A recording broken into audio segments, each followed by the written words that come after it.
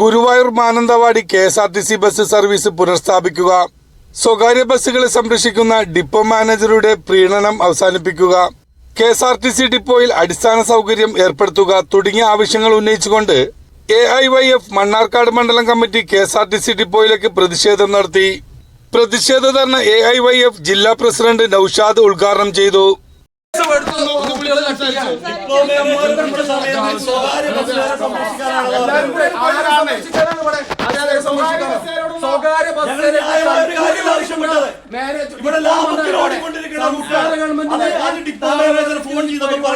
സ്വകാര്യ ബസ്സുകാരുടെ സംരക്ഷണത്തിലാണെന്ന് അയാൾ അങ്ങനെ പറയാൻ പാടുണ്ടോ?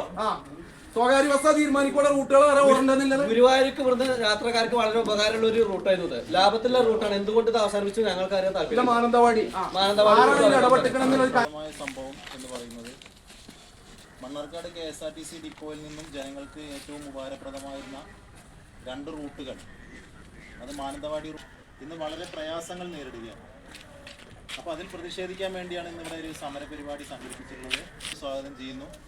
അതോടൊപ്പം സഖാക്കളായിട്ടുള്ള P. കബീർ, സുരേഷ് കൈതച്ചിറ, AIYFന്റെ മണ്ഡലം പ്രസിഡന്റ് സഖാവ് പ്രശോഭ്, CPIയുടെ ലോക്കൽ സെക്രട്ടറി സഖാവ് അബുറജ, മറ്റ് YFന്റെയും പാർട്ടിയുടെയും സഖാക്കൾ എല്ലാവരെയും ഈ യോഗത്തിലേക്ക് സ്വാഗതം.